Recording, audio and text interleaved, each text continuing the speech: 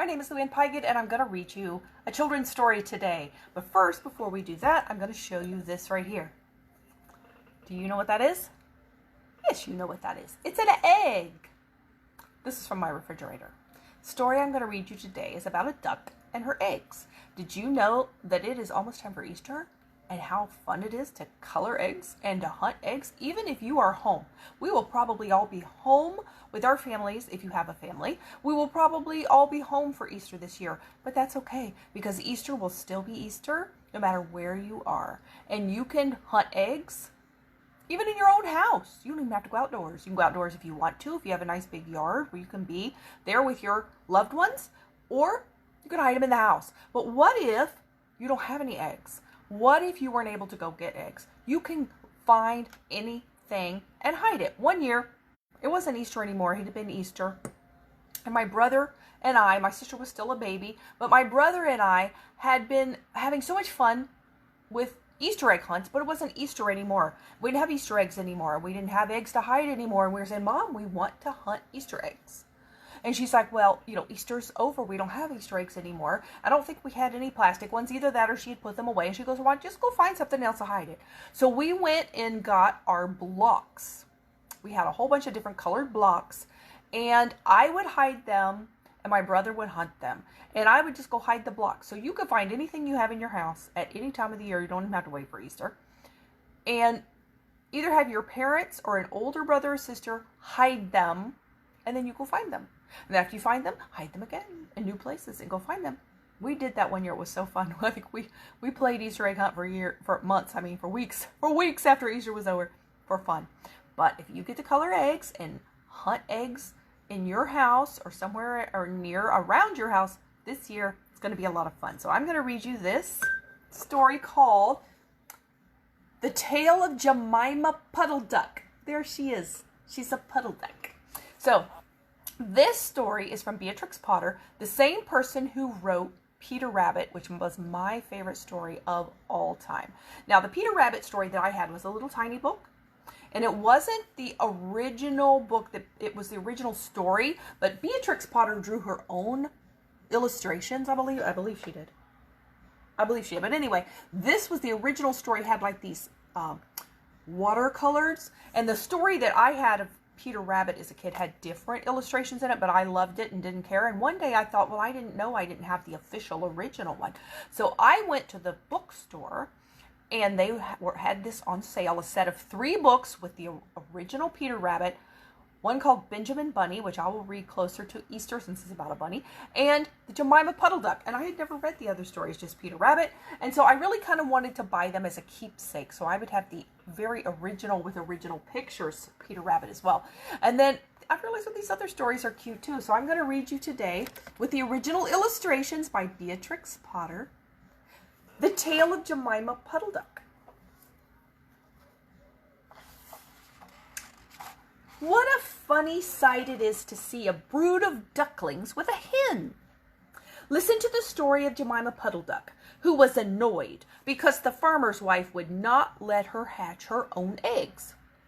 Her sister-in-law, Mrs. Rebecca Puddle Duck, was perfectly willing to leave the hatching to someone else.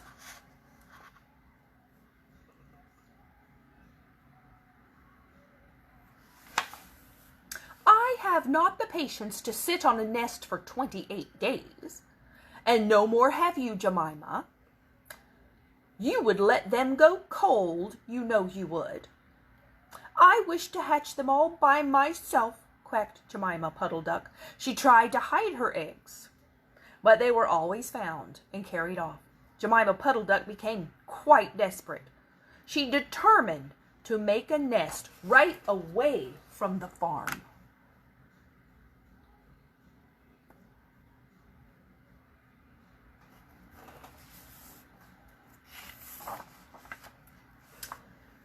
She set off on a fine spring afternoon along the cart road that leads over the hill. She was wearing a shawl and a poke bonnet. When she reached the top of the hill, she saw a wood in the distance. She thought that it looked a safe, quiet spot.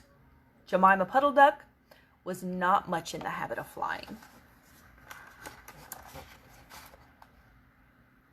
That is a poke bonnet, if you wonder what that is. It's an old-fashioned bonnet from the 1800s. That's what they called it. She ran downhill a few yards, flapping her shawl, and then she jumped off into the air. She flew beautifully when she had got a good start. She skimmed along over the treetops until she saw an open place in the middle of the wood where the trees and brushwood had been cleared. Jemima alighted rather heavily and began to waddle about in search of a convenient dry nesting place. She rather fancied a tree stump amongst some tall foxgloves.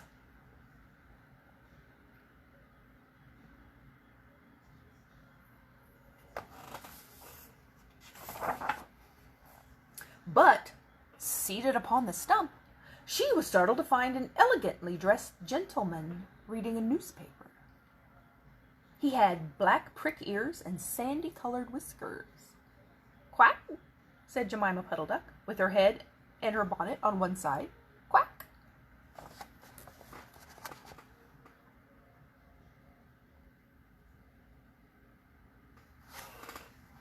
The gentleman raised his eyes above his newspaper and looked curiously at Jemima. "Madam, have you lost your way?" said he. He had a long bushy tail, which he was sitting upon, as the stump was somewhat damp. Jemima thought him mighty civil and handsome. She explained that she had not lost her way, but that she was trying to find a convenient dry nesting place. "Ah, is that so? Indeed," said the gentleman with sandy whiskers, looking curiously at Jemima. He folded up the newspaper and put it in his coat-tail pocket.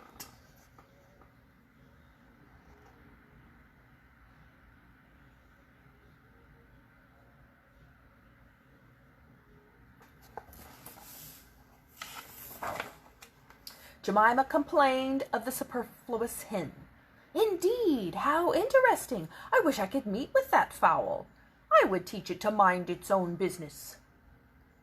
But as to the nest, there is no difficulty. I have a sack full of feathers in my woodshed. No, my dear madam, you will be in nobody's way. You may sit there as long as you like," said the bushy-tailed gentleman.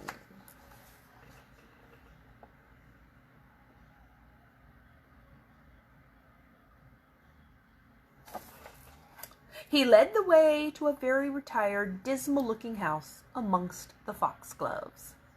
It was built of faggots and turf, and there were 2 broken pails, one on top of another by way of a chimney. "This is my summer residence. You will not find my winter house so convenient," said the hospitable gentleman.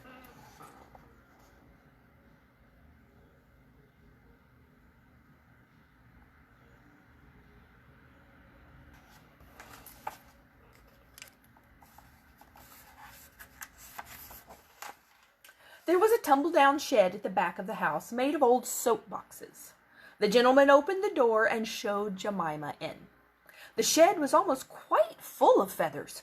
It was almost suffocating, but it was comfortable and very soft.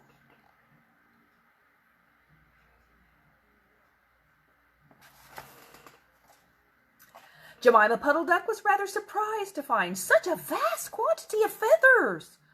But it was very comfortable, and she made a nest without any trouble at all. When she came out, the sandy-whiskered gentleman was sitting on a log reading the newspaper.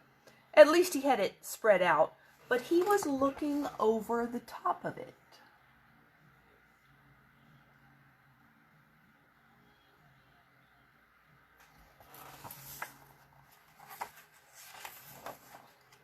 He was so polite that he seemed almost sorry to let Jemima go home for the night. He promised to take great care of her nest until she came back again the next day. And he said he loved eggs and ducklings. He should be proud to see a fine nestful in his woodshed. Jemima Puddle Duck came every afternoon. She laid 9 eggs in the nest. The foxy gentleman admired them immensely.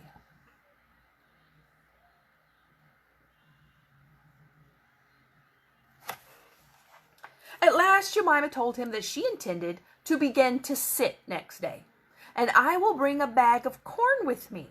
so that I need never leave my nest until the eggs are hatched." "They might catch cold," said the conscientious Jemima. "Madam, I beg you not to trouble yourself with a bag. I will provide oats. But before you commence your tedious sitting, I intend to give you a treat. Let us have a dinner party, all to ourselves."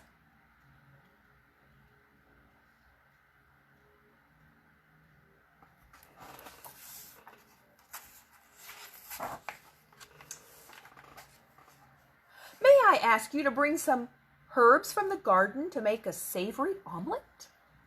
Sage and thyme and mint and 2 onions and some parsley. I will provide lard for the stuff." "Lard for the omelet," said the hospitable gentleman with sandy whiskers. Jemima Puddle Duck was a simpleton. Not even the mention of sage and onions made her suspicious. What was that foxy man going to do? He was going to eat her eggs. That's what he was going to do. She went round the farm garden, nibbling off snippets of all the different sorts of herbs that are used for stuffing roast duck. It was going to eat her. And she waddled into the kitchen and got 2 onions out of a basket.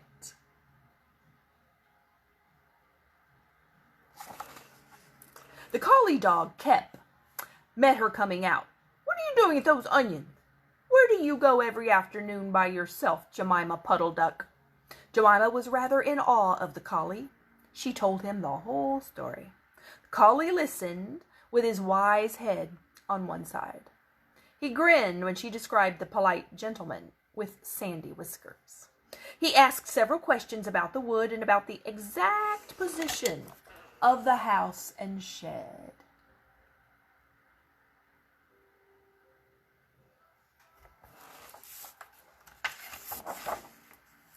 Then he left and trotted down to the village. He went to look for 2 foxhound puppies who were walking with the butcher. Jemima Puddle Duck went up the cart road for the last time on a sunny afternoon. She was rather burdened with bunches of herbs and 2 onions in a bag.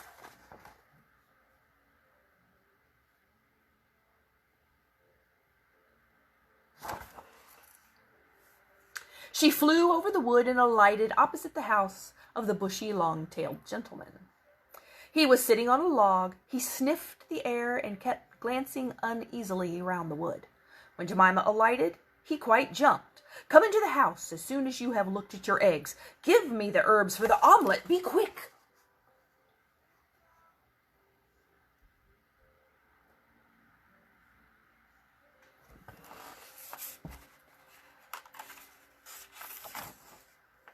He was rather abrupt. Jemima Puddle Duck had never heard him speak like that. She felt surprised and uncomfortable.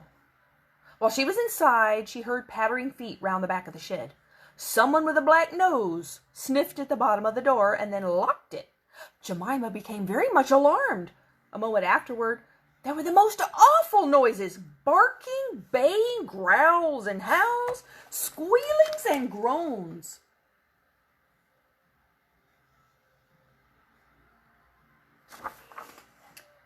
And nothing more was ever seen of that foxy-whiskered gentleman. Presently Kep opened the door of the shed and let out Jemima Puddle Duck. Unfortunately, the puppies rushed in and gobbled up all the eggs before he could stop them. He had a bite on his ear, and both the puppies were limping. So what did they do? That fox was going to eat that duck, and they went and tore him up and chased him off.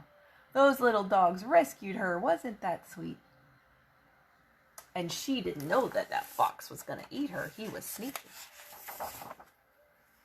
Jemima Puddle Duck was escorted home in tears on account of those eggs. She laid some more in June, and she was permitted to keep them herself, but only 4 of them hatched. Jemima Puddle Duck said it was because of her nerves, but she had always been a bad sitter. The end. So she got to lay and sit on her own eggs and got 4 little ducklings. And she never had to go sneaking off for a spot to lay them again and didn't find any more foxes. So this year, when it gets closer to Easter, have fun coloring your own eggs. These are chicken eggs, though, not duck eggs. Duck eggs are bigger.